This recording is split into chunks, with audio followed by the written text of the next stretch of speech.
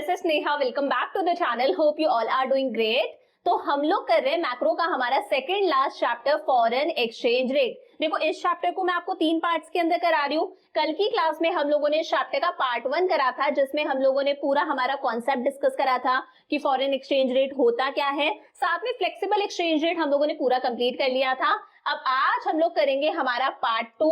आज हम लोग 2 टॉपिक्स डिस्कस करेंगे। एक तो हम लोग फिक्स्ड एक्सचेंज रेट पूरा करेंगे, साथ में एक इंपॉर्टेंट टॉपिक डिस्कस करेंगे that is managed floating. Then कल की क्लास में कुछ छोटे छोटे से टॉपिक्स कंप्लीट करके हम लोग इस चैप्टर को कंप्लीट करेंगे। तो शुरू करते हैं। अच्छा देखो, जितने भी नोट्स है सारे नोट्स आपको टेलीग्राम चैनल पर मिल जाएंगे। कल चैप्टर कंप्लीट हो जाएगा तब मैं सारे नोट्स टेलीग्राम पर अपलोड कर दूंगी, तो वहां से कलेक्ट कर लेना। चैनल का नाम है NY classes bye Neha Jangid. तो ये सारे नोट्स आप टेलीग्राम चैनल से कलेक्ट कर सकते हो। शुरू करते हैं। अच्छा देखो, हमारे पास में एक्सचेंज रेट कितने तरह की होती है? 2 तरह की होती है। एक होता है फ्लेक्सिबल एक्सचेंज रेट, एक होता है fixed exchange rate. Flexible exchange rate हम लोगों ने क्या पढ़ा? जब भी exchange rate market forces of demand and supply के अकॉर्डिंग डिसाइड होती है कि ये क्या है, ये यूएस डॉलर की डिमांड है, ये क्या है, ये यूएस डॉलर की सप्लाई है, दोनों कहाँ इंटरसेक्ट करे? यहाँ इंटरसेक्ट करे। तो भाई ये हमारी रेट डिसाइड हो गई। ये OR क्या है? हमारी एक्सचेंज रेट है कि इतने इंडियन रुपीस देंगे तब जाके हमें 1 यूएस डॉलर मिलेगा। तो जब ये exchange rate market forces of demand and supply के अकॉर्डिंग डिसाइड होती है, तब हम इस एक्सचेंज रेट को क्या बोलते हैं? Flexible exchange rate. इतना पता है। लेकिन फिक्स्ड एक्सचेंज रेट का मतलब क्या है? जब ये एक्सचेंज रेट पहले से फिक्स रहती है, जब ये एक्सचेंज रेट हमारी गवर्नमेंट डिसाइड करती है, गवर्नमेंट सेट करती है, गवर्नमेंट मेंटेन करती है कि यार इतने इंडियन रुपीस जब हम देंगे तब जाके हमें 1 यूएस डॉलर मिलेगा, उसे बोला जाता है फिक्स्ड एक्सचेंज रेट। क्या समझे? जब ये एक्सचेंज रेट हमारी गवर्नमेंट डिसाइड करती है कि हम कितने इंडियन रुपीस दें कि जाके हमें 1 यूएस डॉलर मिले, तब इस एक्सचेंज रेट को बोला जाता है fixed exchange rate. Exchange rate is said to be fixed when it is set and maintained by the government at a particular level। जब इस exchange rate को हमारी गवर्नमेंट सेट करती है, गवर्नमेंट मेंटेन करती है किसी भी पर्टिकुलर लेवल पर कि ये एक्सचेंज रेट होनी चाहिए, अगर 1 यूएस डॉलर चाहिए तो हमें इतने इंडियन रुपीस पे करने पड़ेंगे। This is fixed exchange rate. अब देखो, जो हमारी गवर्नमेंट है वो इस एक्सचेंज रेट को, ये जो हमारी पार रेट ऑफ एक्सचेंज आई थी, हमारी इक्विलिब्रियम रेट ऑफ एक्सचेंज आई थी, इससे ज्यादा भी सेट कर सकती है, इससे कम भी सेट कर सकती है। कल हम लोगों ने क्या पढ़ा था कि एक्स एक्सिस पर हम लोग क्या दिखाते हैं? फॉरेन एक्सचेंज की, यानी कि यूएस डॉलर की डिमांड और सप्लाई, और वाई एक्सिस पर हमारी रेट डिसाइड होती है, यानी कि प्राइस डिसाइड होती है कि 1 यूएस डॉलर हमें कितने का मिल रहा है। तो ये क्या है? ये यूएस डॉलर की डिमांड है इंटरनेशनल मार्केट में। ये येलो वाला क्या है? ये यूएस डॉलर की सप्लाई है इंटरनेशनल मार्केट में। जहां ये दोनों इंटरसेक्ट कर रहे हैं, तो ये O से लेकर R तक हमारे पास में क्या आ गई? ये हमारे पास में रेट आ गई कि यूएस डॉलर हमें कितने का मिलेगा। मतलब 1 यूएस डॉलर कितने रुपए का है? मैं कहती हूँ 1 यूएस डॉलर मान लो 70 रुपीस का है। ये रेट डिसाइड हो गई कि हमें अगर 1 यूएस डॉलर चाहिए तो हमें 70 रुपए देने पड़ेंगे। ये क्या है? फ्लेक्सिबल एक्सचेंज रेट है, जो हम लोगों ने कल पढ़ा था। अब हमारी गवर्नमेंट जो रेट डिसाइड कर रही है, हमारी गवर्नमेंट इस रेट को पार रेट ऑफ एक्सचेंज, ये जो OR है ये क्या है? पार रेट ऑफ एक्सचेंज है, इक्विलिब्रियम रेट ऑफ एक्सचेंज है, इससे ज्यादा भी सेट कर सकती है, यानी कि ये भी सेट कर सकती है O से लेकर R1 तक, इससे ज्यादा भी सेट कर सकती है। या फिर हमारी गवर्नमेंट ये जो एक्सचेंज रेट है इसे इससे कम भी सेट कर सकती है, यानी कि OR2 भी सेट कर सकती है। क्या समझे? ये जो OR आ रही थी कल हमारे पास में फ्लेक्सिबल एक्सचेंज रेट से, वो क्या थी हमारी? वो थी हमारी पार रेट ऑफ एक्सचेंज, जिसे हम इक्विलिब्रियम एक्सचेंज रेट भी बोलते हैं, इक्विलिब्रियम रेट ऑफ एक्सचेंज भी बोलते हैं। हमारी सरकार फिक्स्ड एक्सचेंज रेट के अंदर ये जो एक्सचेंज रेट है इसे इक्विलिब्रियम एक्सचेंज रेट से ज्यादा भी सेट कर सकती है और कम भी सेट कर सकती है। समझ में आया? क्या लिखा है? जब ये एक्सचेंज रेट हमारी गवर्नमेंट सेट करती है, गवर्नमेंट मेंटेन करती है एक पर्टिकुलर लेवल पर, तो उसे बोला जाता है fixed exchange rate. The government may set it level higher or lower than the equilibrium exchange rate as determined by the market forces of demand and supply। Market forces of demand and supply के according जो exchange rate आती है हमारी par rate of exchange, government अपनी rate उससे higher भी set कर सकती है, उससे ज्यादा भी सेट कर सकती है। और उससे लोअर भी सेट कर सकती है। तो समझ में आ गया दोनों में डिफरेंस क्या होता है। ये खुद डिसाइड हो जाती है, कैसे डिसाइड होती है, according to market forces of demand and supply. वही फिक्स्ड एक्सचेंज रेट को कौन सेट और मेंटेन करता है, हमारी गवर्नमेंट सेट और मेंटेन करती है। क्लियर है। अब मैंने आपको यहाँ पर क्या बताया, गवर्नमेंट इसे हमारी जो पार रेट ऑफ एक्सचेंज आ रही है उसे हायर भी सेट कर सकती है, जैसे ऊपर वाला है अभी $1 हमें 70 में मिल जाता है। गवर्नमेंट इसे ऐसा भी सेट कर सकती है कि यार $1 हमें महंगा मिलेगा, यानी कि 80 में मिलेगा, हायर भी सेट कर सकती है। गवर्नमेंट लोअर भी सेट कर सकती है कि यही $1 हमें 70 की बजाय 60 में मिल जाएगा। तो हम दोनों सिचुएशंस पढ़ेंगे कि क्या हो when exchange rate is set higher than the equilibrium exchange rate. जब हमारी गवर्नमेंट एक्सचेंज रेट को इक्विलिब्रियम एक्सचेंज रेट से यानी कि पार रेट ऑफ एक्सचेंज से हायर सेट कर देगी, उस सिचुएशन में क्या होगा, ध्यान से समझना। देखो एक्स एक्सिस पर हम लोग क्या दिखा रहे हैं, हमारी डिमांड और सप्लाई दिखा रहे हैं फॉरेन एक्सचेंज की, मतलब $। की। वाई एक्सिस पर हम रेट दिखा रहे हैं, यानी कि प्राइस बता रहे हैं कि $1 कितने का है। तो ये हमारे पास में डिमांड है, ये सप्लाई है, दोनों ई पर इंटरसेक्ट करें तो ये जो ओ से लेकर आर तक है ये कौन से सिस्टम के हिसाब से है, ये फ्लेक्सिबल एक्सचेंज रेट सिस्टम के हिसाब से है। ये ओ से लेकर आर तक ये ओ आर क्या है, ये इक्विलिब्रियम एक्सचेंज रेट है, यानी कि पार रेट ऑफ एक्सचेंज है, जो हम लोगों ने कल पढ़ा था। अब मैं कह रही हूं हमारी गवर्नमेंट इस एक्सचेंज रेट को इस इक्विलिब्रियम एक्सचेंज रेट से हायर सेट कर दे। माना कि हमारी गवर्नमेंट ने इस रेट को यहां पर सेट कर दिया ओ से लेकर R1 तक। अब क्या है, OR1 एक्सचेंज रेट है।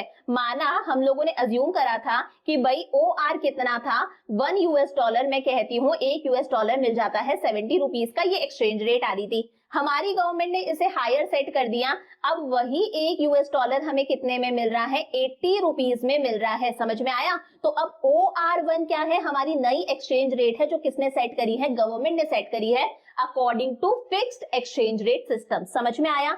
लेकिन इसकी वजह से हो क्या रहा है, जरा सोच के देखो। देखो पहले हमें $1 कितने में मिल जाता था, 70 में मिल जाता था। अब आज वही $1 हमें कितने में मिल रहा है, 80 रुपीज में मिल रहा है।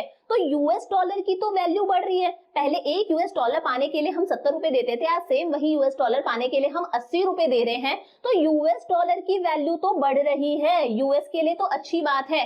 लेकिन मैंने बताया था डोमेस्टिक करेंसी के साथ में उल्टा होता है, हमारे इंडियन रुपी की वैल्यू क्या हो रही है, कम हो रही है। कल भी मैंने समझाया था ना, जब $, महंगा होगा, वही $1 पाने के लिए पहले हम 70 दे रहे थे, आज हमें 80 देने पड़ रहे हैं। इसका मतलब हमारी डोमेस्टिक करेंसी, हमारे इंडियन रुपी की वैल्यू क्या हो रही है, कम हो रही है। इसे बोला जाता है डीवैल्यूएशन। अब यहाँ पर बहुत गौर करना, बहुत इंपॉर्टेंट बात है। कल हम लोगों ने फ्लेक्सिबल एक्सचेंज रेट पढ़ा था। फ्लेक्सिबल एक्सचेंज रेट सिस्टम में जब भी हमारी करेंसी की वैल्यू गिरती है, जब भी इंडियन रुपी की वैल्यू गिरती है, वो अपने आप गिरती है, market forces of demand and supply के हिसाब से गिरती है। कल हम लोगों ने पढ़ा था, तब हम लोगों ने उसे नाम दिया था डेप्रिशिएशन। क्या नाम दिया था, डेप्रिशिएशन नाम दिया था। याद करो किस किस सिचुएशन में गिर रही थी, एक बार मैं बना के बताती हूँ। देखो याद करना किस किस सिचुएशन में गिर रही थी। हम लोगों ने पढ़ा था ये $, की डिमांड थी, ये क्या थी, $, की सप्लाई थी। दो सिचुएशन में हमें डेप्रिशिएशन ऑफ डोमेस्टिक करेंसी देखने को मिला था। अगर आप लोगों को याद होगा तो यहाँ पर क्या आ रही थी, ये रेट आ रही थी। OR क्या है, रेट ऑफ एक्सचेंज है। मैंने कहा मान लो $, की डिमांड इंक्रीज हो गई, $, की डिमांड इंक्रीज हो गई तो हमारा कर्व ऊपर की तरफ शिफ्ट कर गया था या नहीं कर गया था, हमारा कर्व ऊपर की तरफ शिफ्ट कर गया था, ये D1 हो गया था। तो इस हिसाब से अब रेट क्या हो गई थी, OR1 हो गई थी, यही रेट हो गई थी, यानी कि एक्सचेंज रेट इंक्रीज हुई थी। ऐसा ही हुआ था। तब हम लोगों ने इसे कल क्या नाम दिया था, डेप्रिशिएशन ऑफ डोमेस्टिक करेंसी। जब $, महंगा होता है, $1 पहले हमें 70 का मिल रहा था, अब 80 का मिल रहा है, यानी कि हमारी करेंसी की वैल्यू गिर रही है। तब हम लोगों ने कल इसे क्या नाम दिया था, डेप्रिशिएशन का नाम दिया था, यही करा था। एक सिचुएशन में और ऐसा हमें देखने को मिला था, ये $, की डिमांड है, ये $, की सप्लाई है, ये OR हमारे पास में एक्सचेंज रेट आ रही थी। मान लो $, की जो सप्लाई है वो कम हो गई, कल वाला हम लोग पढ़ रहे हैं, तो ये सप्लाई का कर्व है ना, ये कर्व हमारा लेफ्ट साइड में शिफ्ट कर जाएगा। तो अब इक्विलिब्रियम कहाँ होगा, यहाँ होगा, यानी कि फिर से रेट इंक्रीज हो गई। तो कल हम लोगों ने क्या देखा था, जब $, की मार्केट में डिमांड इंक्रीज हो जाती है या फिर सप्लाई कम हो जाती है, तो उस सिचुएशन में एक्सचेंज रेट इंक्रीज हो जाती है। जो यूएस डॉलर पहले हमें 70 में मिल रहा था, आज वही यूएस डॉलर हमें 80 में मिल रहा है। इस सिचुएशन को बोला जाता है डेप्रिशिएशन ऑफ डोमेस्टिक करेंसी। क्या कहते हैं? Depreciation of domestic currency. लेकिन यहाँ पर हमारी गवर्नमेंट जानबूझकर एक्सचेंज रेट को, जो हमारी इक्विलिब्रियम एक्सचेंज रेट है, उससे हायर सेट कर रही है। तो इसी सिचुएशन को हम डेप्रिशिएशन ना बोलकर क्या बोलेंगे? डीवैल्यूएशन बोलेंगे। समझ में आया? फ्लेक्सिबल एक्सचेंज रेट के अंदर जब हमारी करेंसी की वैल्यू गिरती है तब उसे हम क्या बोलते हैं? डेप्रिशिएशन बोलते हैं। लेकिन फिक्स्ड एक्सचेंज रेट सिस्टम में जब खुद हमारी गवर्नमेंट इस एक्सचेंज रेट को हायर सेट करे कि एक यूएस डॉलर हमें 70 की बजाय 80 का मिल रहा है, हमारी करेंसी की वैल्यू गिर रही है, उसे हम डेप्रिशिएशन ना बोलकर क्या बोलेंगे? डीवैल्यूएशन। इंपॉर्टेंट डिफरेंस है, याद रखना। It means value of domestic currency has been deliberately का मतलब है जानबूझकर, कि कहीं ना कहीं हमारी गवर्नमेंट ने जानबूझकर हमारी करेंसी की वैल्यू को गिरा दिया। हमारी गवर्नमेंट ने जानबूझकर हमारी करेंसी की वैल्यू को गिराया है। इसे हम लोग क्या बोलते हैं? डीवैल्यूएशन। समझ में आ गया? तो याद रखना, डेप्रिशिएशन और डीवैल्यूएशन में डिफरेंस होता है। डेप्रिशिएशन हमें कब देखने को मिला था? कौन से सिस्टम में? फ्लेक्सिबल एक्सचेंज रेट सिस्टम में, जब एक्सचेंज रेट डिमांड और सप्लाई के हिसाब से चेंज हो रही थी। जैसे डिमांड इंक्रीज हो गई थी, कल याद करो, या फिर सप्लाई कम हो गई थी, तो अपने आप हमारी एक्सचेंज रेट ज्यादा हो गई थी। जो यूएस डॉलर हमें 70 का मिल रहा था वो 80 में मिलने लग गया। इसका मतलब हमारी करेंसी की वैल्यू गिर गई। This is depreciation. लेकिन जब जानबूझकर फिक्स्ड एक्सचेंज रेट सिस्टम में हमारी गवर्नमेंट एक्सचेंज रेट को हायर सेट करे, मैंने कहा भाई एक्सचेंज रेट आ रही है हमारी, ये हमारी एक्सचेंज रेट आ रही है OR, लेकिन हमारी गवर्नमेंट खुद इसे हायर सेट करे, इसका मतलब हमारी करेंसी की वैल्यू को खुद जानबूझकर हमारी गवर्नमेंट गिरा रही है। इसे हम बोलते हैं डीवैल्यूएशन। इंपॉर्टेंट डिफरेंस है, इसे याद रखना। Depreciation of the domestic currency occurs when the value of the domestic currency reduces in the international money market because of the market forces of demand and supply. Here the government plays no role. वही लिखा है, जब international money market के अंदर market forces of demand and supply के according, जैसे demand बढ़ गई यूएस डॉलर की या फिर सप्लाई कम हो गई, इस वजह से जब हमारी डोमेस्टिक करेंसी की वैल्यू गिरती है, यानी कि यूएस डॉलर महंगा होता है, उसे हम डेप्रिशिएशन बोलते हैं। यहाँ पर गवर्नमेंट का कोई रोल नहीं होता। लेकिन डीवैल्यूएशन का मतलब है, devaluation of the domestic currency occurs when the value of domestic currency is deliberately reduced by the government by raising the exchange rate. जब हमारी गवर्नमेंट जानबूझकर इस एक्सचेंज रेट को हायर सेट करे, पार रेट ऑफ एक्सचेंज से higher set करे, ताकि हमारी करेंसी की वैल्यू गिर जाए, इंडियन रूपी की वैल्यू गिर जाए, यहाँ पर market forces of demand and supply का कोई रोल नहीं होता, तब उसी डेप्रिशिएशन को हम डेप्रिशिएशन ना बोलकर क्या बोलते हैं? डीवैल्यूएशन। समझ में आ गया अच्छे से होता क्या है डीवैल्यूएशन? अब देखो, ये जो डीवैल्यूएशन हुआ, इसका हमारी इकोनॉमी पर क्या इंपैक्ट पड़ता है? इम्प्लीकेशन मतलब इसका हमारी इकोनॉमी पर क्या असर देखने को मिलता है। देखो, मैं यहाँ पर दोबारा बनाऊंगी समझाने के लिए, बहुत ध्यान से समझना। ये क्या है? यूएस डॉलर की डिमांड है। ये क्या है? यूएस डॉलर की सप्लाई है। हम लोग वाई एक्सिस पर क्या दिखाते हैं? हमारी रेट ऑफ एक्सचेंज दिखाते हैं। वहीं ये जो एक्स एक्सिस पर है, इस पर हम लोग दिखाते हैं demand and supply of foreign exchange. Foreign exchange की जगह पर मैं लिख देती हूँ यूएस डॉलर। ये जहां पर इंटरसेक्ट करे, ये O से लेकर R तक हमारे पास में क्या आ रही है? पार रेट ऑफ एक्सचेंज, यानी कि इक्विलिब्रियम एक्सचेंज रेट। अब हमारी गवर्नमेंट ने क्या करा? इसे हायर सेट करा है फिक्स्ड एक्सचेंज रेट सिस्टम के अंदर, यानी कि अब एक्सचेंज रेट क्या है? OR1 है। तो इसका हमारी इकोनॉमी पर क्या इंप्लीकेशन होगा, क्या असर देखने को मिलेगा? देखो, बहुत ध्यान से देखना, हमें R1 देखना है। ये जो R1 वाला है, ये डिमांड को कहां पर इंटरसेक्ट कर रहा है? डिमांड वाले कर्व को ये कहां पर इंटरसेक्ट कर रहा है? पेन चेंज करते हैं। ये जो R1 है, ये डिमांड वाले कर्व को इंटरसेक्ट कर रहा है इस पॉइंट पर, P पॉइंट पर इंटरसेक्ट कर रहा है। वहीं सप्लाई वाले को ये R1 कहां इंटरसेक्ट कर रहा है? इस पॉइंट पर इंटरसेक्ट कर रहा है। इसे हम क्यों नाम दे देते हैं? तो नीचे लेकर चलो, यानी कि R1 के हिसाब से हमारे पास में डिमांड कितनी है? ये डिमांड वाला कर्व है ना, नीचे लेकर आ जाओ। हमारे पास में डिमांड कितनी है? OM है। समझ में आया? एक्स एक्सिस पर हम डिमांड और सप्लाई दोनों बता रहे हैं, तो ये डिमांड वाले को P पर इंटरसेक्ट कर रहा है, नीचे लेकर आओ। मतलब डिमांड कितनी है? OM है। वही सप्लाई वाले को Q पर इंटरसेक्ट कर रहा है, सप्लाई कितनी है? O से लेकर N तक है। ये इतनी सी डिमांड है, लेकिन सप्लाई क्या है? ज्यादा है। तो जब गवर्नमेंट ने इस एक्सचेंज रेट को हायर सेट करा, इसकी वजह से गवर्नमेंट को क्या देखने को मिला कि डिमांड कम हो गई, सप्लाई ज्यादा है। यानी कि मैं ये बोल सकती हूँ यूएस डॉलर की डिमांड तो इतनी है मार्केट के अंदर, लेकिन यूएस डॉलर की मार्केट में सप्लाई क्या है, ज्यादा है। समझ में आया किस तरह से करा? यूएस डॉलर की डिमांड ओएम है, लेकिन यूएस डॉलर की सप्लाई कितनी है, ओ से लेकर एन तक है।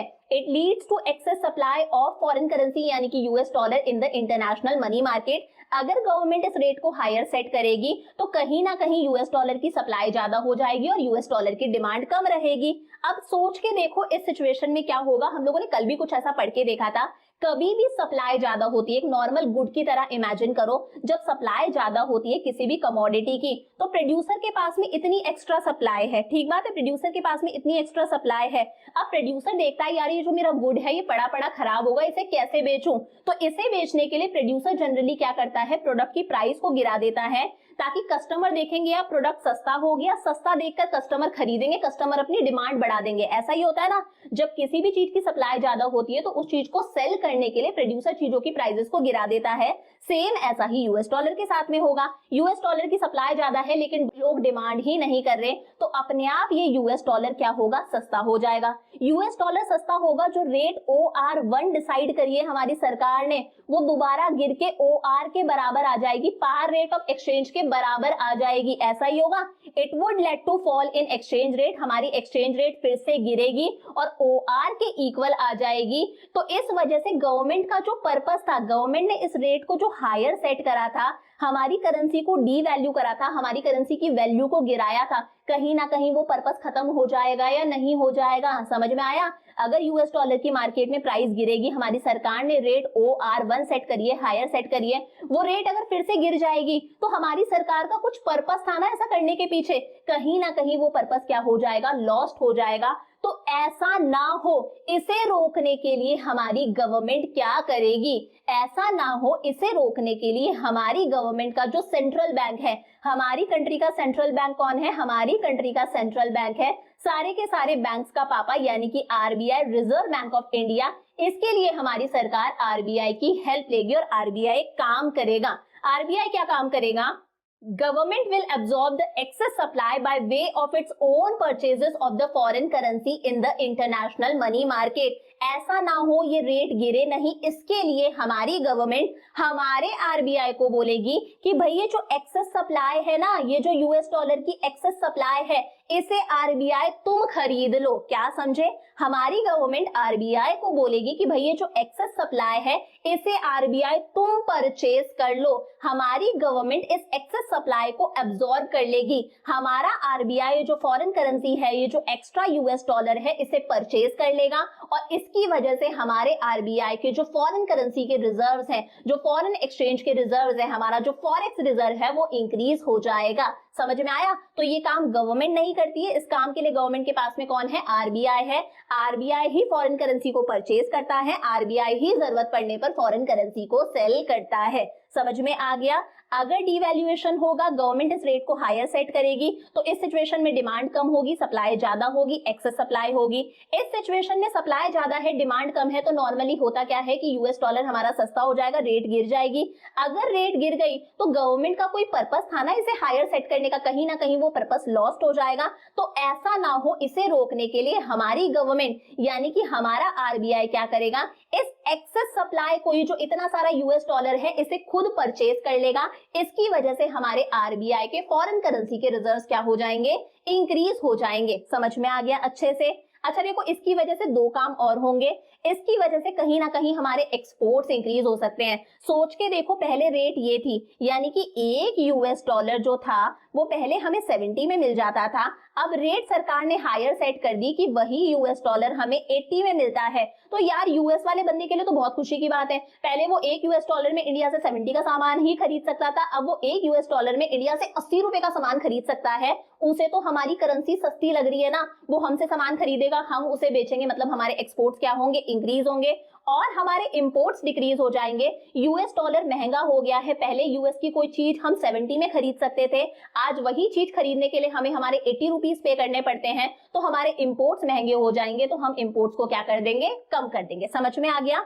तो ये मैंने आपको समझाया डेप्रिसिएशन यानी कि डिवैल्यूएशन। डेप्रिसिएशन तो कल पढ़ा था, उसके जैसा हम लोगों ने क्या पढ़ा, डिवैल्यूएशन, जो कब होता है, जब गवर्नमेंट इस एक्सचेंज रेट को इक्विलिब्रियम एक्सचेंज रेट से हायर सेट कर दे।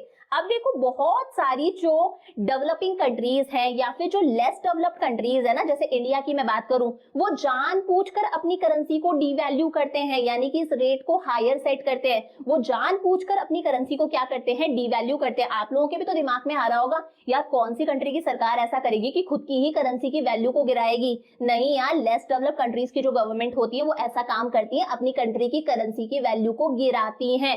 पहले जो एक यूएस डॉलर हमें 70 में मिल रहा था, आज वही एक यूएस डॉलर हमें 80 में मिल रहा है। इसका हमारी कंट्री पर क्या गुड इंपैक्ट पड़ेगा? Less developed countries devalue there currency because क्यों करती है, डिवैल्यूएशन हो रहा है, यानी कि एक यूएस डॉलर पहले 70 में मिलता था, आज वही यूएस डॉलर हमें 80 में मिल रहा है। कहीं ना कहीं हमारी करेंसी की वैल्यू गिर रही है।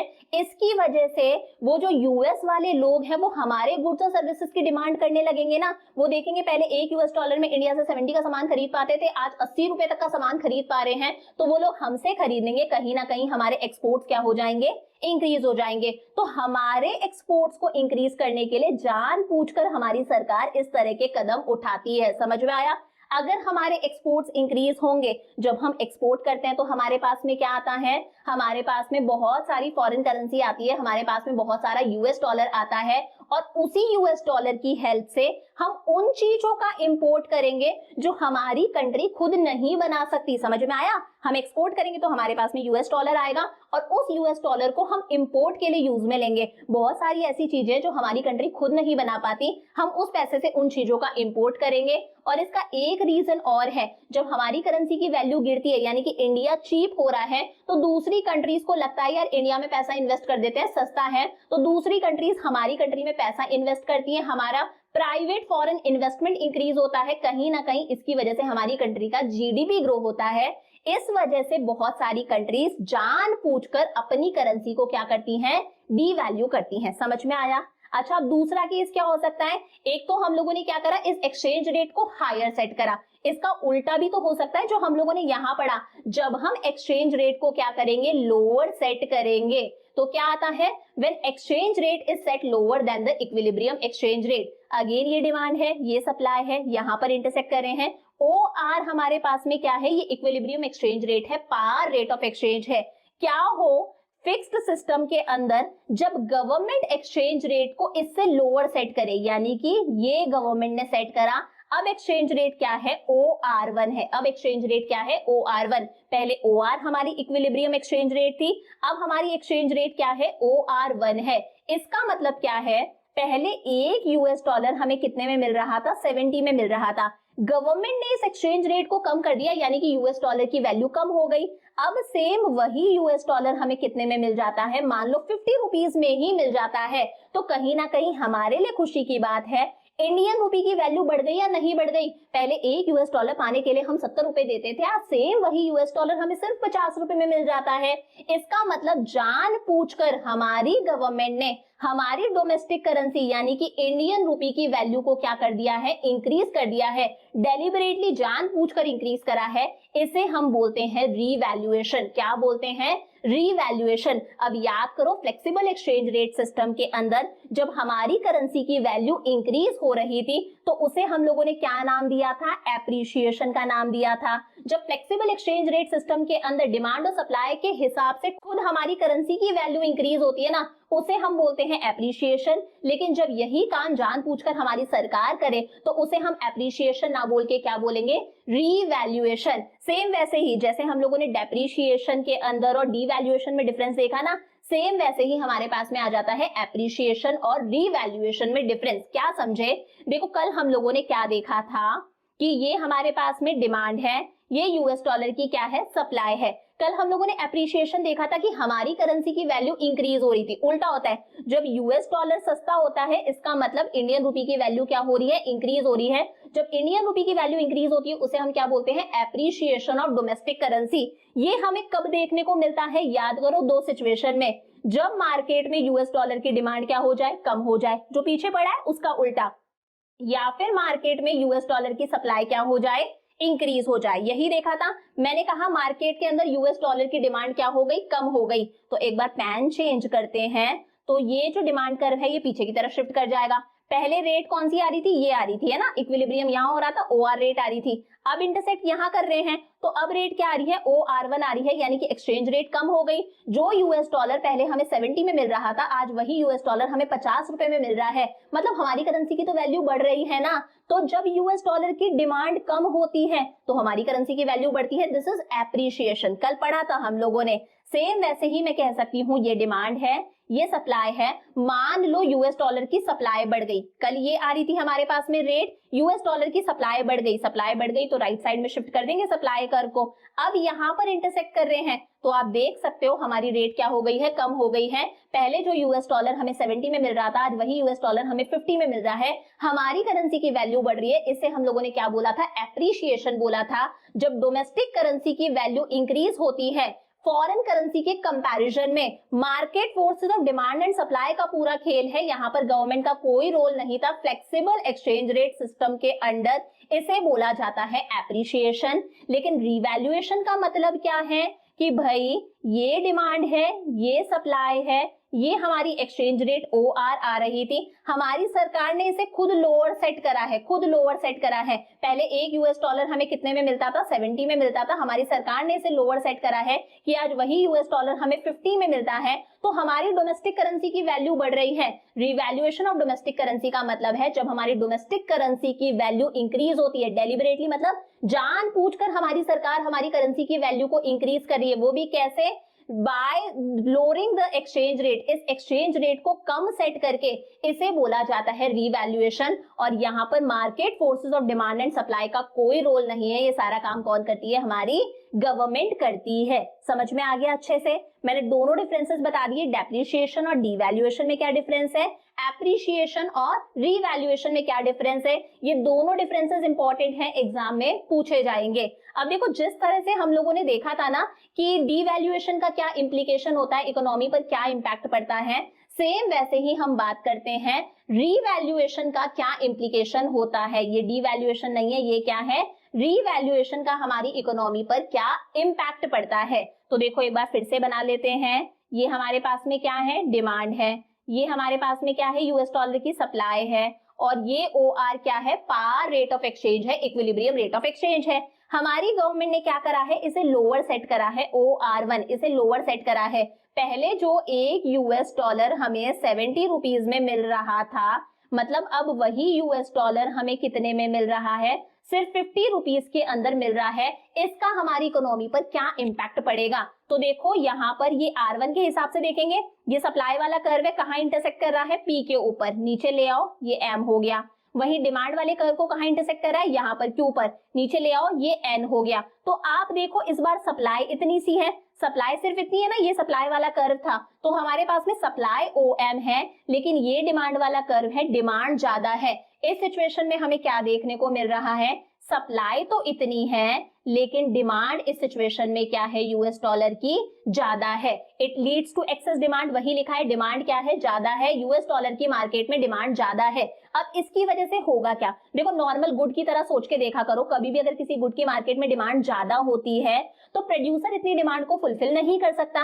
इस सिचुएशन में प्रोड्यूसर क्या कर देता है, चीजों की प्राइसेस को इंक्रीज कर देता है ताकि जो लोग अफोर्ड कर सकते हैं वो खरीदेंगे। टमाटर की डिमांड ज्यादा आ रही है लेकिन सप्लाई कम है तो टमाटर की प्राइसेस बढ़ गई, ऐसा ही होता है। तो सेम वही यूएस डॉलर के साथ में होगा, अगर डिमांड ज्यादा है सप्लाई कम है तो सबकी डिमांड को फुलफिल नहीं करा जा सकता, तो यूएस डॉलर की प्राइसेस इंक्रीज हो जाएंगी, रेट इंक्रीज हो जाएंगी, और रेट इंक्रीज होके दोबारा OR पर पहुंचने लग जाएंगी। तो इसकी वजह से कहीं ना कहीं रेट इंक्रीज होगी, और हमारी सरकार का कोई पर्पस था ना जिसकी वजह से हमारी गवर्नमेंट ने इस रेट को लोअर सेट करा था, कहीं ना कहीं वो पर्पस क्या हो जाएगा, खत्म हो जाएगा।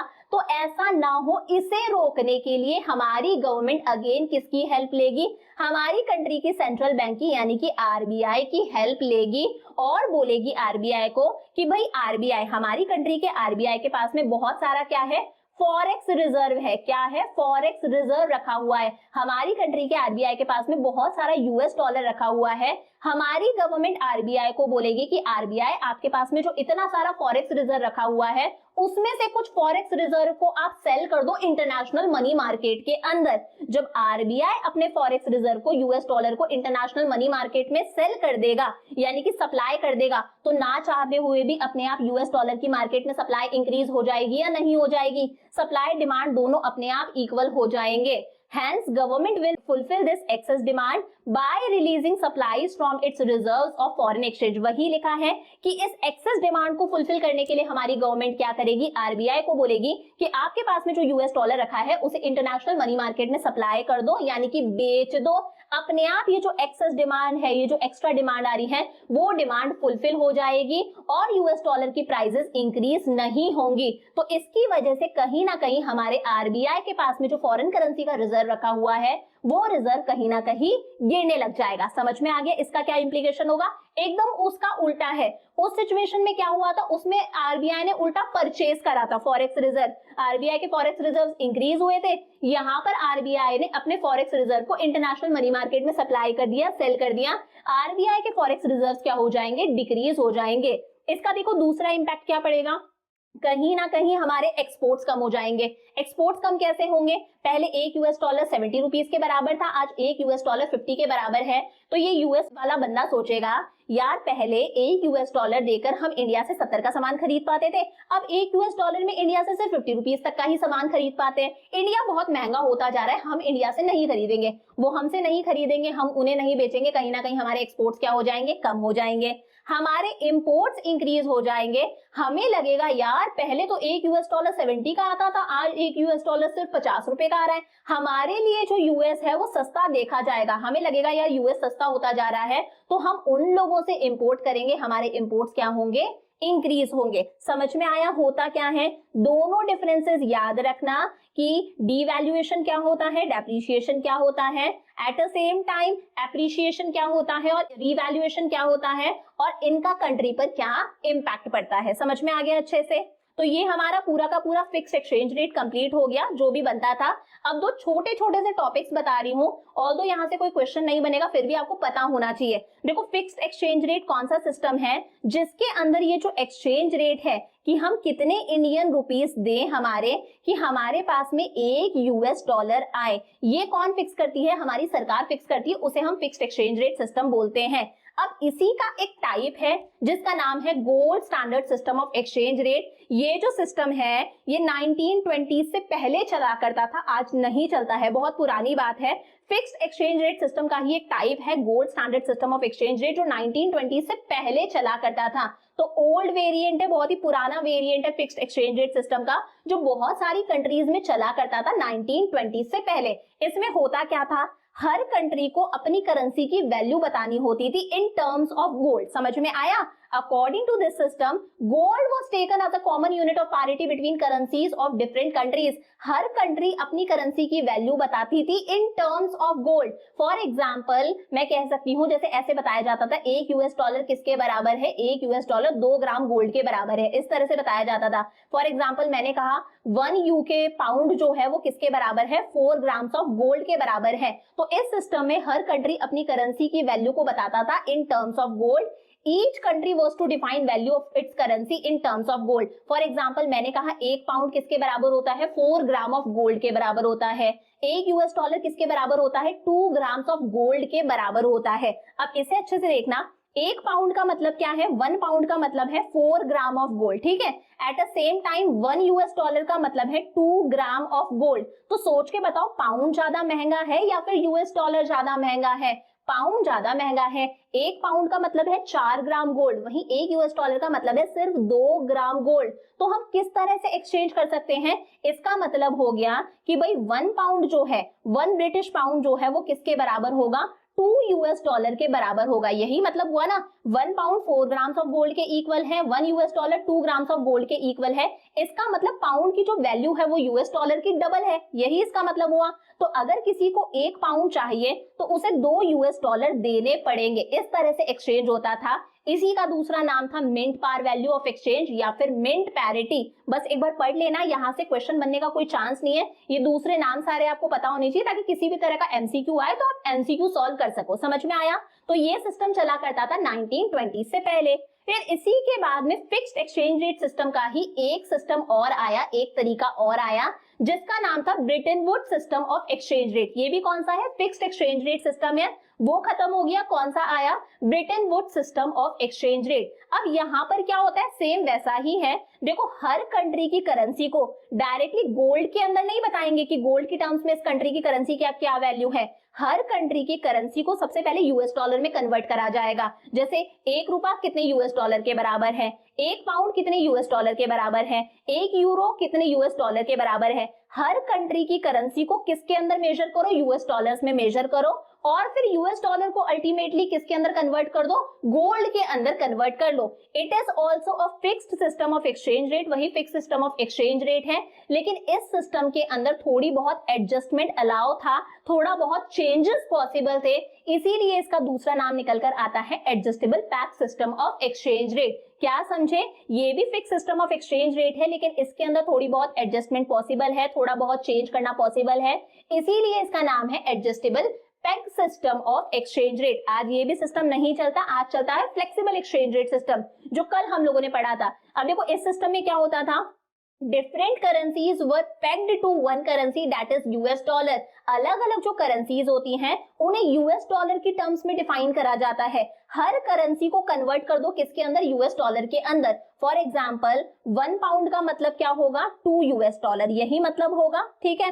फॉर एग्जाम्पल मैंने बोला 1 रुपी का मतलब क्या होगा? 1 रुपी का मतलब होगा फॉर एग्जाम्पल 0.4 यूएस डॉलर, यही मतलब होगा। हर करेंसी को किसमें कन्वर्ट कर दो? यूएस डॉलर की टर्म्स में बता दो। ठीक है। उसके बाद में US dollar was assigned gold value at a fixed price. उसके बाद में यूएस डॉलर को किसमें कन्वर्ट कर दो? गोल्ड के अंदर कन्वर्ट कर दो। जो यूएस डॉलर है उसका पहले से फिक्स है कि 1 यूएस डॉलर कितने ग्राम ऑफ गोल्ड के बराबर है। फॉर एग्जांपल 1 यूएस डॉलर कितने ग्राम ऑफ गोल्ड के बराबर है? 2 ग्राम्स ऑफ गोल्ड के बराबर है। तो अल्टीमेटली देखा जाए तो हम हर कंट्री की करेंसी को गोल्ड की टर्म्स में ही तो बता रहे हैं। पहले यूएस डॉलर की टर्म्स में बताओ, फिर यूएस डॉलर को हम दोबारा से गोल्ड की टर्म्स में बता देंगे। तो अल्टीमेटली गोल्ड ही क्या था? कॉमन यूनिट ऑफ पैरिटी था, लेकिन इसके अंदर थोड़ा बहुत एडजस्टमेंट पॉसिबल था, ऊपर नीचे होना पॉसिबल था। वो भी कब? जब आईएमएफ अलाउ करे, यानी कि इंटरनेशनल मॉनेटरी फंड अलाउ करे तो ही एडजस्टमेंट पॉसिबल है। इसीलिए इसका नाम पड़ गया adjustable pegged system of exchange rate. ये सिस्टम भी हम लोगों ने त्याग दिया, ये सिस्टम भी खत्म हो गया 1977 के अंदर, और इसे रिप्लेस करा फ्लेक्सिबल एक्सचेंज रेट सिस्टम ने, जो आज हम यूज करते हैं। आज कोई फिक्स्ड एक्सचेंज रेट सिस्टम नहीं चलता, आज फ्लेक्सिबल एक्सचेंज रेट सिस्टम है कि भाई डिमांड और सप्लाई के हिसाब से हमारी एक्सचेंज रेट डिसाइड होती है। समझ में आया? अच्छा, एक क्वेश्चन छोटा सा बन सकता है एमसीक्यू का कि इसका ये नाम कैसे पड़ा? Bretton Woods system of exchange rate. तो देखो, United Nations monetary financial conference एक कॉन्फ्रेंस थी, नाम याद रख लेना, यूएन मॉनेटरी फाइनेंशियल कॉन्फ्रेंस, जो कहां पर हुई थी? यूएसए के अंदर, ब्रेटन वुड्स के अंदर हुई थी 1944 के अंदर, ब्रेटन वुड्स में हुई थी। उसी से इसका नाम पड़ गया Bretton Woods system of exchange rate. और इसी मीटिंग के बाद में, इसी कॉन्फ्रेंस के बाद में हमारा आईएमएफ भी एस्टैब्लिश हुआ, इंटरनेशनल मॉनेटरी फंड भी एस्टैब्लिश हुआ। तो याद रखना, आईएमएफ कब एस्टैब्लिश हुआ था? 1944 के अंदर। समझ में आ गया? तो फिक्स्ड एक्सचेंज रेट सिस्टम पूरा हम लोगों ने कंप्लीट कर लिया। यहाँ पर देखो, इसके अंदर ये दोनों चीजें नहीं पूछी जाएंगी, gold standard system of exchange rate, Bretton Woods system of exchange rate. सिर्फ एक बार रीडिंग लगा लेना एमसीक्यू के पर्पज से। समझ में आ गया? मेन क्या है? एप्रिशिएशन और रिवैल्यूएशन में डिफरेंस, डेप्रिशिएशन और डिवैल्यूएशन में डिफरेंस। तो दोनों कंप्लीट हो गए। कल हम लोगों ने कौन सा पढ़ा था? Flexible exchange rate. आज पढ़ा फिक्स्ड एक्सचेंज रेट। एक बार दोनों के अंदर डिफरेंस देख लेते हैं। देखो, फिक्स्ड एक्सचेंज रेट सिस्टम कौन डिटरमाइन करता है? सरकार डिसाइड करती है। फ्लेक्सिबल कैसे होता है? डिमांड और सप्लाई के हिसाब से चलता है कि इंटरनेशनल मनी मार्केट में, फॉरेन एक्सचेंज मार्केट के अंदर यूएस डॉलर की कितनी डिमांड है, कितनी सप्लाई है, उसके अकॉर्डिंग एक्सचेंज रेट डिसाइड होती है। फिक्स्ड एक्सचेंज रेट सिस्टम में market forces of demand and supply का कोई रोल नहीं है। सारा रोल किसका है? गवर्नमेंट का है। यहाँ पर सारा रोल किसका है? Market forces of demand and supply का सारा रोल है।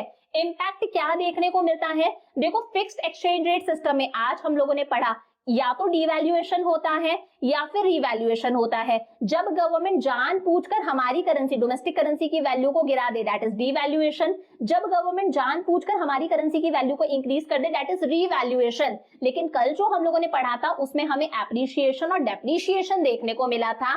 जब market forces of demand and supply की वजह से हमारी करेंसी की वैल्यू बढ़ जाती है, इंडियन रूपी की वैल्यू बढ़ जाती है, दैट इज एप्रिशिएशन। और जब market forces of demand and supply की वजह से इंडियन रूपी की वैल्यू गिर जाती है, दैट इज डेप्रिशिएशन। देखो फिक्स्ड एक्सचेंज रेट सिस्टम के अंदर हमारी जो एक्सचेंज रेट होती है वो क्या होती है, फिक्स होती है। यहाँ पर हमारे को बहुत सारा फॉरेक्स रिजर्व रखने की जरूरत है। यहाँ पर जरूरी है कि जो हमारा आरबीआई है उसके पास में बहुत सारा फॉरेक्स रिजर्व होना चाहिए, यूएस डॉलर का रिजर्व होना चाहिए, फॉरेन करेंसी का रिजर्व होना चाहिए। क्यों होना चाहिए? देखो हम लोगों ने अभी देखा था जब भी रिवैल्यूएशन होता है, इस सिचुएशन में डिमांड ज्यादा थी यूएस डॉलर की, सप्लाई कम थी, तो इस डिमांड को किसने फुलफिल करा? हमारे आरबीआई ने फुलफिल करा। कैसे? आरबीआई के पास में जो फॉरेन करेंसी का रिजर्व रखा हुआ था उसे आरबीआई ने इंटरनेशनल मनी मार्केट में क्या कर दिया? सप्लाई कर दिया। तो ये काम करने के लिए आरबीआई के पास में फॉरेन करेंसी का रिजर्व होना चाहिए ना।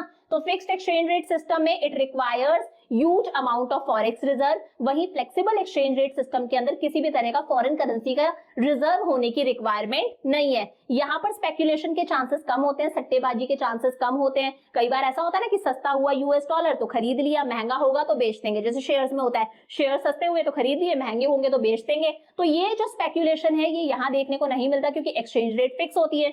यहाँ पर हमें स्पेकुलेशन देखने को मिलता है, अनसर्टेनिटी देखने को मिलती है। ये एक तरह का बिजनेस होता है। जब भी यूएस डॉलर सस्ता होगा खरीद के रख लो, महंगा होगा तब मार्केट में बेच दो, प्रॉफिट कमाओ। तो यहाँ पर इस तरह की एक्टिविटीज देखने को मिलती है। समझ में आ गया अच्छे से? तो ये हो गया हमारा पूरा का पूरा fixed exchange rate complete. Flexible exchange rate भी पढ़ लिया, फिक्स्ड एक्सचेंज रेट भी पढ़ लिया। अब एक इंपॉर्टेंट टॉपिक है, छोटा सा टॉपिक है बट बहुत इंपॉर्टेंट है, ध्यान से देखना, that is manage floating exchange rate system. देखो पहली बात तो ये भी किसके अंदर आता है? ये फ्लेक्सिबल एक्सचेंज रेट सिस्टम के अंदर आता है, जो हम लोगों ने कल पढ़ा था। किस में आता है? फ्लेक्सिबल एक्सचेंज रेट सिस्टम में आता है, यानी कि फ्लोटिंग एक्सचेंज रेट सिस्टम में आता है। इसके नाम के आगे भी क्या लग रहा है? फ्लोटिंग लग रहा है। मैनेज फ्लोटिंग होता क्या है? देखो हमें पता है यहाँ पर फ्लेक्सिबल एक्सचेंज रेट सिस्टम में जो हमारी रेट ऑफ एक्सचेंज है वो कैसे डिसाइड होती है? Market forces of demand and supply के अकॉर्डिंग डिसाइड होती है कि यार ये रेट ऑफ एक्सचेंज है। ओआर क्या है? हमारी पार रेट ऑफ एक्सचेंज है, इक्विलिब्रियम रेट ऑफ एक्सचेंज है। लेकिन फिर भी कई बार हमारा जो सेंट्रल बैंक है, जो आरबीआई है, वो इस सिस्टम के अंदर इंटरफेयर करता है और इस एक्सचेंज रेट को इंक्रीज या डिक्रीज करने की कोशिश करता है, कुछ ना कुछ एक्टिविटी करके, ताकि ये एक्सचेंज रेट जो है वो एक लिमिट के अंदर रहे। बहुत ऊपर जा रही है तो कहीं ना कहीं से नीचे लेकर आने की कोशिश करता है। अगर ये एक्सचेंज रेट बहुत नीचे जा रही है तो आरबीआई इसे ऊपर लेकर आने की कोशिश करता है, एक लिमिट में रहे इसके लिए कई बार आरबीआई भी इंटरफेयर करता है। तभी हम इसे बोलते हैं मैनेज्ड फ्लोटिंग, कि ये जो फ्लोट है ना फ्लेक्सिबल एक्सचेंज रेट सिस्टम के अंदर, ये जो फ्लोट है कि एक्सचेंज रेट खुद ब खुद डिसाइड हो रही है डिमांड सप्लाई के अकॉर्डिंग, इसे जब आरबीआई थोड़ा सा मैनेज करता है, इसके अंदर जब इंटरफेयर करता है, इसे हम लोग बोलते हैं मैनेज फ्लोटिंग। क्या कहते हैं? Manage floating. Even when exchange rate is determined by the forces of demand and supply, ये जो exchange rate है ये कैसे डिसाइड हो रही है? Market forces of demand and supply के हिसाब से डिसाइड हो रही है। फिर भी कई बार ओकेजनली हमारा जो सेंट्रल बैंक है, रिजर्व बैंक ऑफ इंडिया, वो कई बार इसके अंदर इंटरफेयर करता है ताकि ये जो एक्सचेंज रेट है ये आउट ऑफ डिजायर्ड लिमिट हमारी स्लिप ना हो, मतलब एक लिमिट के अंदर रहे, बहुत ज्यादा ऊपर भी ना जाए, बहुत ज्यादा नीचे भी ना जाए। इस सिस्टम को बोला जाता है मैनेज फ्लोटिंग। क्या कहते हैं? Manage floating. It is a system of floating exchange rate. हमारे फ्लोटिंग एक्सचेंज रेट का ही एक सिस्टम है। When there is occasional intervention by the central bank to manage the float, जब हमारा central bank RBI occasionally interfere करता है, कभी कभार इंटरफेयर करता है, ताकि ये जो फ्लोट है ये एक लिमिट के अंदर रहे, एक्सचेंज रेट बहुत ज्यादा इंक्रीज डिक्रीज ना हो। और इसी मैनेज फ्लोटिंग का दूसरा नाम है डर्टी फ्लोटिंग। क्या बोलते हैं इसे हम? Dirty floating. समझ में आ गया? अब इसमें देखो दो चीजें होती है। When exchange rate needs to be reduce, जब हमारा आरबीआई चाहता है कि यार ये एक्सचेंज रेट थोड़ी सी कम हो जाए, जब हमारा आरबीआई चाहता है एक्सचेंज रेट थोड़ी सी कम हो जाए, ये क्या है? डिमांड है। ये क्या है? सप्लाई है। हमारे पास में ये ओ से लेकर आर तक क्या आ रही है? एक्सचेंज रेट आ रही है, पार रेट ऑफ एक्सचेंज आ रही है, इक्विलिब्रियम रेट ऑफ एक्सचेंज आ रही है फ्लेक्सिबल एक्सचेंज रेट सिस्टम के हिसाब से। आरबीआई चाहता है यार ये रेट थोड़ी सी कम हो जाए, तो इसके लिए आरबीआई क्या करेगा, the central bank releases the supply of foreign exchange in the foreign exchange market. इस सिचुएशन में हमारा जो सेंट्रल बैंक है, आरबीआई है, उसके पास में एक गुल्लक है जिसके पास में बहुत सारा यूएस डॉलर रखा हुआ है। आरबीआई के पास में बहुत सारा फॉरेन करेंसी का रिजर्व है, फॉरेक्स रिजर्व है, यूएस डॉलर्स रखे हुए हैं। वो इस यूएस डॉलर में से कुछ यूएस डॉलर्स, ये जो फॉरेन एक्सचेंज है उसे इंटरनेशनल मार्केट के अंदर यानी कि फॉरेन एक्सचेंज मार्केट में क्या कर देगा, सेल कर देगा या फिर बोल दो सप्लाई कर देगा। अब सोच के देखो, आरबीआई ने फॉरेन करेंसी की इंटरनेशनल मार्केट में सप्लाई कर दी, तो इंटरनेशनल मार्केट में यूएस डॉलर की सप्लाई इंक्रीज हो जाएगी, ऐसा ही होगा ना। इंटरनेशनल मार्केट में अब यूएस डॉलर आ गया, इंटरनेशनल मार्केट में यूएस डॉलर की सप्लाई इंक्रीज हो जाएगी, तो ये जो सप्लाई कर्व है ये कौन सी साइड में शिफ्ट कर जाएगा, राइट साइड में शिफ्ट कर जाएगा। ये देखो हमारा सप्लाई कर्व कौन सी साइड शिफ्ट कर गया, राइट साइड में शिफ्ट कर गया। अब देखो ये डिमांड और सप्लाई कहाँ इंटरसेक्ट कर रहे हैं, यहाँ इंटरसेक्ट कर रहे हैं, तो अपने आप ये एक्सचेंज रेट कम हो गई या नहीं हो गई। तो अगर आरबीआई चाहता है कि इस एक्सचेंज रेट को उसे गिराना है, तो आरबीआई के पास में जो फॉरेन एक्सचेंज रखा है, यूएस डॉलर रखा है, वो उसे इंटरनेशनल मनी मार्केट में सेल कर देगा, सप्लाई कर देगा। सारी चीजें कांस्टेंट है, डिमांड कांस्टेंट है। अगर यूएस डॉलर की सप्लाई इंक्रीज होगी तो कल हम लोगों ने पढ़ा था जो रेट ऑफ एक्सचेंज है वो क्या हो जाती है, डिक्रीज हो जाती है। इसी को हम क्या बोलते हैं, एप्रिसिएशन ऑफ डोमेस्टिक करेंसी।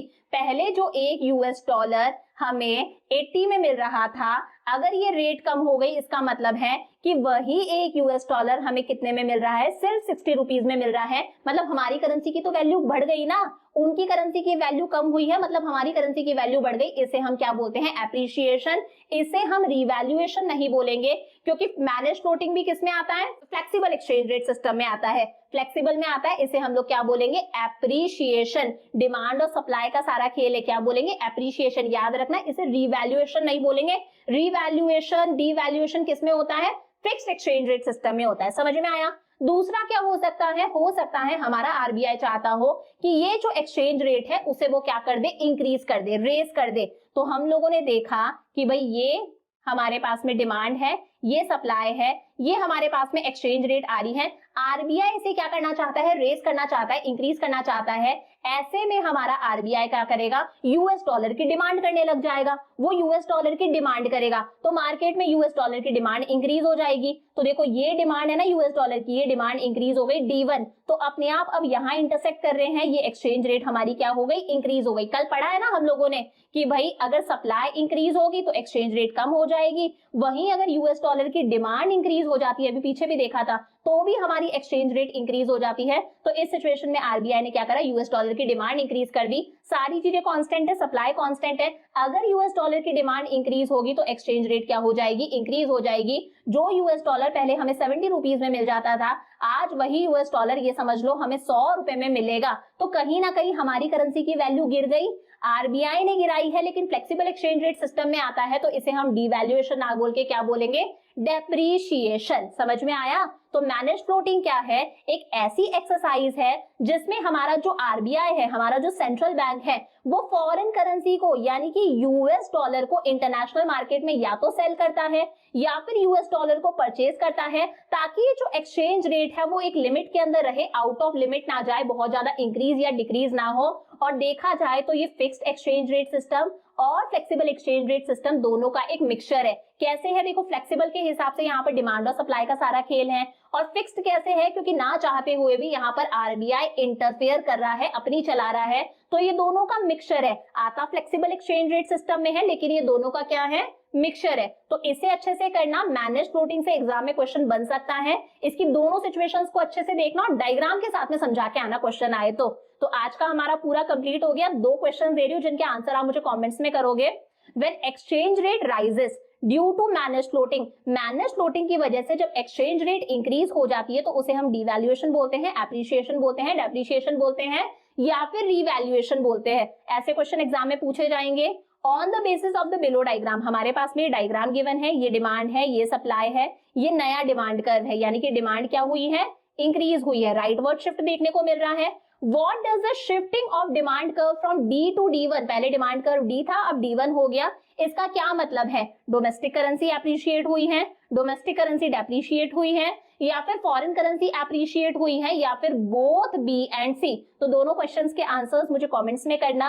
अगर किसी भी तरह का कोई डाउट आता है कल वाली क्लास में, आज वाली क्लास में, तो आप अपना डाउट कमेंट्स के अंदर पूछ सकते हो। कल की क्लास में हम लोग हमारा थर्ड पार्ट करके इस चैप्टर को कंप्लीट करेंगे। So I will see you tomorrow. Bye bye.